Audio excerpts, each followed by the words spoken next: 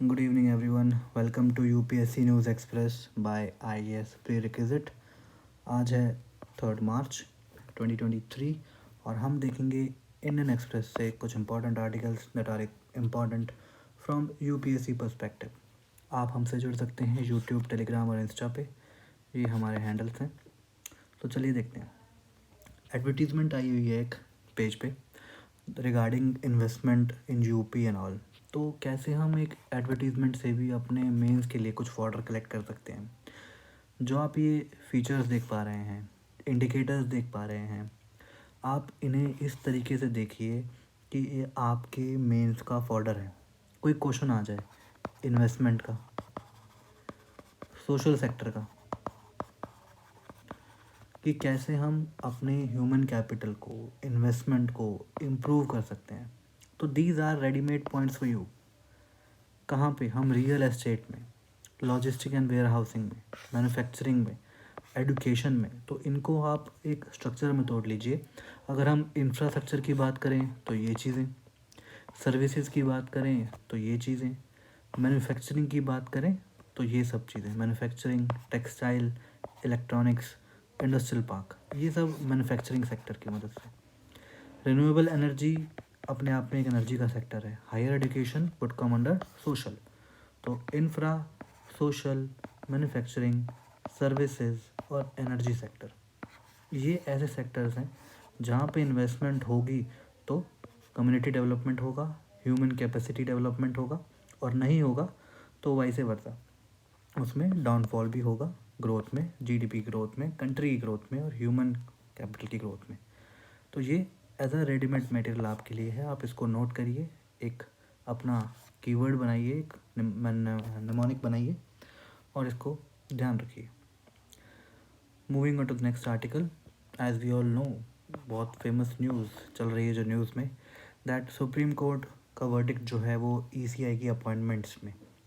तो this comes under the judicial activism. देखें article 324 की इम्पोर्टेंस देखें, सेपरेशन ऑफ पावर्स को भी इससे समझ सकते हैं। कंटेक्स्ट क्या है? 5 जज बेंच सुप्रीम कोर्ट ने ये रूल किया है कि जो ईसी और सीईसी की अपॉइंटमेंट है वो एक कमेटी के द्वारा की जाएगी। उस कमेटी में prime minister, leader of opposition party in Lok Sabha and the chief justice of India होंगे।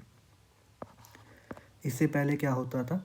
That president under article 324 elected the CEC and the other ECs as he may deems fit। पर कहीं ना कहीं उसमें पीएम और COM जो council of ministers होते हैं उनकी राय ही उसको लेनी पड़ती थी। अब ये क्यों किया गया? एक पीआईएल थी, पीआईएल बनी जो Anoop Barnwal case. Remember this case, we can quote this as it is in the mains answers of GS2। He challenged or they challenged the constitutional validity of the practice of center appointing the members of the election commission। Centre का मतलब government, government का मतलब executive, executive मतलब जो हम MPs, MLAs वगैरह select करते हैं through elections. And EC is an election conducting body. जो इलेक्ट हो रहे हैं और जो इलेक्ट कर रहा है, कंडक्ट करवा रहा है, अगर वो ही इलेक्टेड लोग ही उस बॉडी को चूज़ करेंगे तो वो बॉडी जो है वो इंडिपेंडेंट और ऑटोनॉमस नहीं मानी जाएगी। इसलिए इस रूलिंग का स्कोप था। इस केस में ये चैलेंज किया गया कि ऐसा नहीं होना चाहिए। और हमें साथ ही साथ ये रिमेंबर करना है कि article 324 does not specify the numbers of EC, मतलब इलेक्शन कमिश्नर्स के नंबर नहीं मेंशन करता है। ठीक है, कमेंट में बताइए अभी कितने इलेक्शन कमिश्नर्स हैं। सुप्रीम कोर्ट का जो डिसीजन था वो किस पे बेस्ड था? सुप्रीम कोर्ट ने कॉन्स्टिट्यूएंट असेंबलीज के डिबेट्स को स्टडी किया। उन्होंने देखा कि जो मेंबर्स थे जहाँ वहाँ पे, उन्होंने भी इस बात पे एक सहमति जताई थी कि इलेक्शन कराने के लिए एक इंडिपेंडेंट कमीशन का होना ज़रूरी है।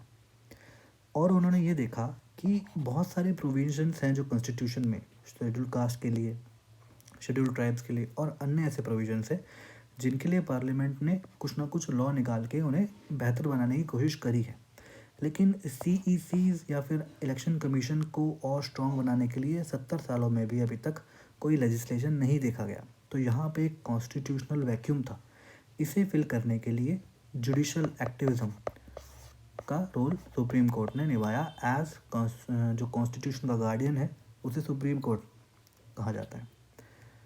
तो इसलिए उन्होंने यहाँ पे दखलंदाजी करी।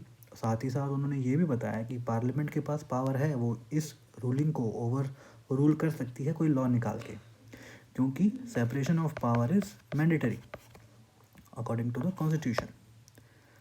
ये हमारा मेन इस आर्टिकल को समझने का तरीका था। जैसे जैसे इसमें इवॉल्वमेंट आती रहेगी, हम उसको आगे पढ़ेंगे। ऐसे के पर्सपेक्टिव से एक चीज़ यहाँ पे मिली हमको कि जो डेमोक्रेसीज़ हैं across the world are under threat for a variety of reasons, as explained by Steven Levitsky and Daniel Ziblatt in the book how democracies die. तो कभी भी कोई डेमोक्रेसी के मुद्दे पे हम बात कर रहे हो ऐसे में, जहाँ हम ऐसे ये पूछ रहा हूँ हमसे कि डेमोक्रेसीज जो हैं करंट वो खतरे में हैं, कैसे एनार्की और अथॉरिटेरियनशिप बढ़ रही है, तो वहाँ पे हम इस बुक का, इन ऑथर्स का कोट करके एक सूटेबल इलस्ट्रेशन दे सकते हैं। That would act as an add on in your essay and you will get good marks. Moving on to the next article, annual methane global tracker report in news की perspective से देखेंगे। कौन release करता है इसको? International Energy Agency IEA। तो एक तो प्रीलिम्स के पर्सपेक्टिव से ये पॉइंट हो गया। इन्होंने क्या बताया कि जो फॉसिल फ्यूल बेस्ड कंपनीज हैं, they emit around 120 million metric tons of methane into the atmosphere in 2022 itself. It is a huge number. उन्होंने साथ में ये बताया कि जो कंपनीज़ हैं, ऑयल एंड गैस कंपनीज़ हैं, ये मीथेन कट को मिटिगेट करने के लिए कोई फर्दर स्टेप नहीं उठा रही हैं। इन्होंने बताया कि इसका जो सॉल्यूशन है, ऑलमोस्ट 75% ऑफ मीथेन एमिशंस जो हैं वो एनर्जी सेक्टर रिड्यूस कर सकता है बहुत ही चीप और रेडिली अवेलेबल टेक्नोलॉजी के थ्रू, और जो उसको कम करने का कॉस्ट है वो इनके नेट इनकम के अराउंड 3% से भी कम है। तो ये साफ़ है कि ये लोग जो हैं, ऑयल एंड कंपनीज हैं, ये प्रॉफिट मेकिंग को इतना ज़्यादा तवज्जो देते हैं कि एनवायरनमेंट के हित में कोई काम नहीं कर पा रहे हैं। अब इन्होंने बताया कि अगर 75% जो वेस्टेज है नेचुरल गैस और इस सब चीज़ों का लीक के थ्रू जो नेचुरल गैस वेस्ट हो जाती है, उसको अगर बचा लें हम, उसको अगर कम कर लें 75% तक, तो हम ग्लोबल मीन टेम्परेचर जो है वो 0.1 डिग्री सेल्सियस तक रोक सकते हैं 2050 तक। A good point. तो हम इसे अपने मेंस के आंसर्स में डाल सकते हैं। देन एथिक्स या फिर essay, nudge theory, persuasion, CAB model of attitude, उसकी नज़र से देखें तो एक आर्टिकल इम्पॉर्टेंट है। That are village appeals to residents, turn off the TV and cell phones, start reading books. एक कंटेक्स्ट क्या है? विलेज है मनगांव महाराष्ट्र में। तो जो पंचायत ने और लोगों ने पाया कि जो विलेजर्स हैं वो सेलफोन्स के एडिक्टेड हो चुके हैं, टेलीविजन्स, और जो उन एडिक्शन की वजह से प्रॉब्लम्स होती हैं, क्योंकि वो पढ़ाई में या अपने काम में कंसंट्रेशन नहीं कर पाते, कन्वर्सेशन नहीं हो पाती फैमिली मेम्बर्स के बीच में, और फैमिली प्रॉब्लम्स और एग्रेवेट हो जाती हैं। तो इसके लिए उन्होंने अवेयरनेस कैंपेन्स चलाए, home to home, door to door campaigns चलाए कि लोगों को मना करें, गैजेट्स यूज़ ना करें, daily 7 PM to 8:30 PM, and they should sit together with the family and chat to their members or simply read the book।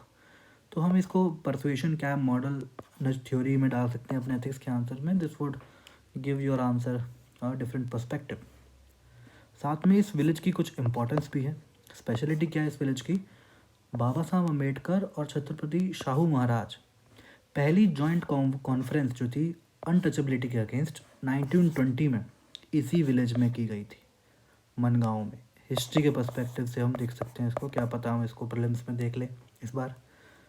Mangaon जो है वो पहला विलेज था, पहला एक जगह थी जो रेजोल्यूशन पास किया against as old regressive rituals of suppressing widows. तो विडोज़ को सप्रेस करने के खिलाफ एक जो रेजोल्यूशन पास किया मनगांव, वो पहला था। तो आज कुछ ये इंपॉर्टेंट आर्टिकल्स थे, पढ़ते रहिए, आगे बढ़ते रहिए। कमेंट सेक्शन में और लाइक के थ्रू ज़रूर बताइए कि आपको ये इनिशिएटिव कैसा लग रहा है।